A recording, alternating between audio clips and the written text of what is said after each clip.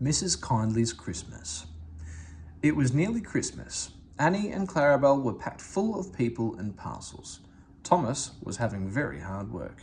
Come on, he puffed. We're feeling so full, grumbled the coaches. Thomas looked at the hill ahead. Can I do it? Can I do it? He puffed anxiously. Suddenly, he saw a handkerchief waving from a cottage window. He felt better at once. Yes, I can, he puffed bravely. He pulled his hardest and was soon through the tunnel and resting in the station. That was Mrs. Kindly who waved to you, Thomas, his driver told him. She has to stay in bed all day. Poor lady, said Thomas. I am sorry for her. Engines have heavy loads at Christmas time, but Thomas and Toby didn't mind the hard work when they saw Mrs. Kindly waving. But then it began to rain. It rained for days and days.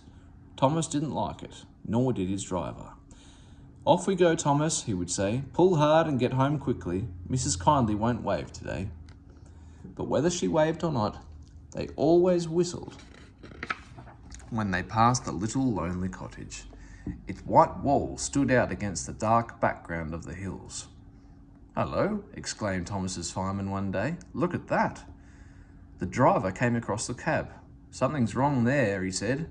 Hanging, flapping and bedraggled from a window of the cottage was something that looked like a large red flag.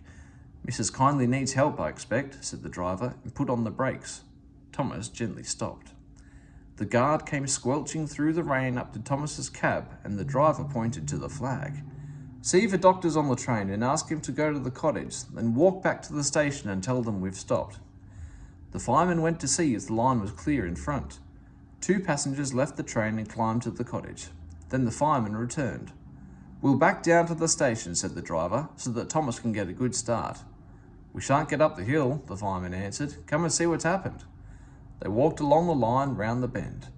Jiminy Christmas, exclaimed the driver. Go back to the train. I'm going to the cottage. He found the doctor with Mrs. Kindly. Silly of me to faint, she said. You saw the red dressing gown? You're all safe? Asked Mrs. Kindly.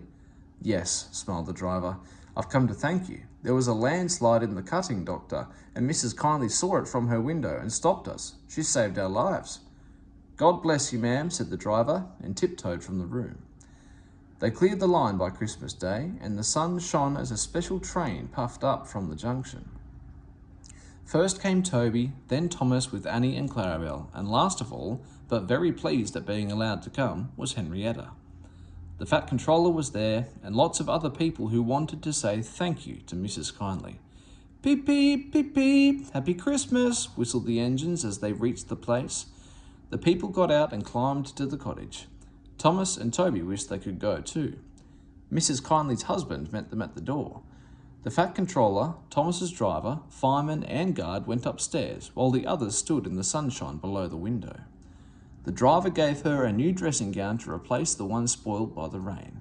The guard brought her some grapes, and the fireman gave her some woolly slippers, and promised to bring some coal as a present from Thomas next time they passed. Mrs. Kindly was very pleased with their presents. You were very good to me, she said. The passengers and I, said the Fat Controller, hope you will accept these tickets for the South Coast, Mrs. Kindly, and get really well in the sunshine. We cannot thank you enough for preventing that accident. I hope we have not tired you. Goodbye and a happy Christmas. Then going quietly downstairs, they joined the group outside the window and sang some carols before returning to the train. Mrs. Kindly is now at Bournemouth, getting better every day, and Thomas and Toby are looking forward to the time when they can welcome her home.